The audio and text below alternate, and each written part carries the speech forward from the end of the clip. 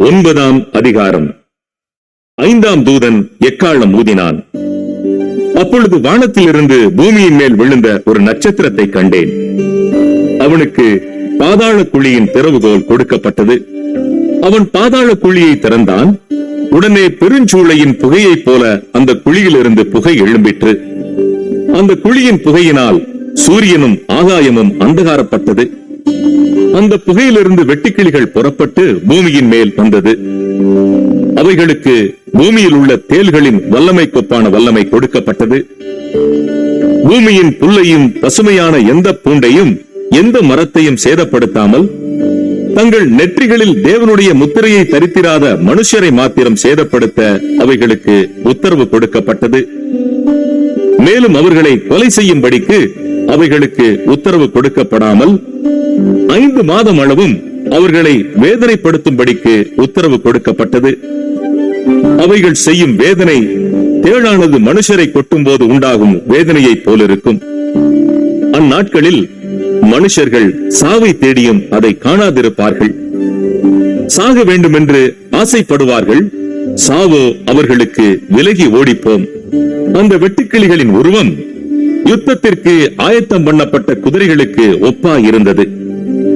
அவைகளுடைய தலைகளின் மேல் பொன்மயமான கிரீடம் போன்றவைகள் இருந்தன. அவைகளின் முகங்கள் மனுஷருடைய முகங்கள் போலிருந்தன.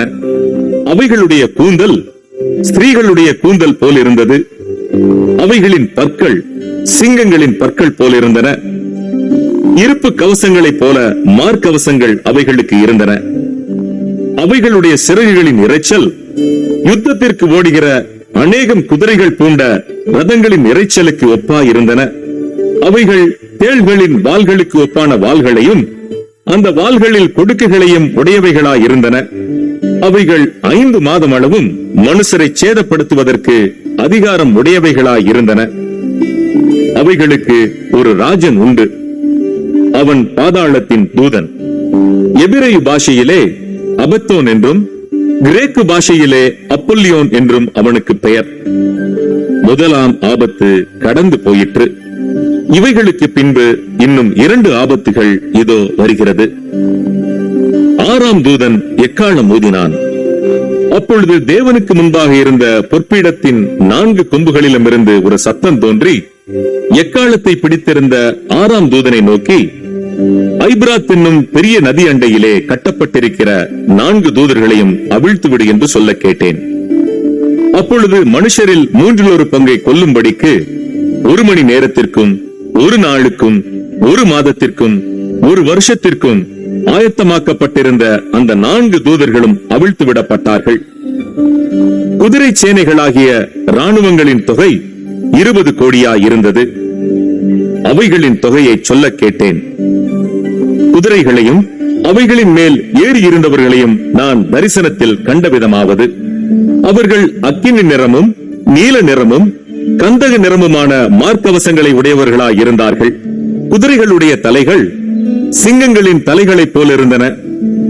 அவைகளுடைய வாய்களில் இருந்து அக்கினியும் புகையும் கந்தகமும் புறப்பட்டன. அவைகளுடைய வாய்களில் இருந்து புறப்பட்ட அக்கினி புகை கந்தகம் என்னும் இம்மூன்றினாலும் மனுஷரில் 1/3 பங்கு கொல்லப்பட்டார்கள். அந்த குதிரைகளின் வல்லமை அவைகளுடைய வாயிலேயும் வாள்களிலேயும் இருக்கிறது. அவைகளுடைய வாள்கள் பாம்புகளுக்கு ஒப்பானவைகளாயும் தலைகள் உள்ளவைகளாயும் இருக்கிறது. அவைகளாலே சேதப்படுத்துகிறது. அப்படி இருந்தும் அந்த வாதிகளால் கொல்லப்படாத மற்ற மனுஷர்கள் பேய்களையும் பொன் வெள்ளி செம்பு கல்மரம் என்பவைகளால் செய்யப்பட்டவைகளாயும் காணவும் கேட்கவும் நடக்கவும் மாட்டாதவைகள் ஆயும் இருக்கிற விக்கிரகங்களையும் வணங்காதபடிக்கு தங்கள் கைகளின் கிரியைகளை விட்டு மனம் திரும்பவும் இல்லை.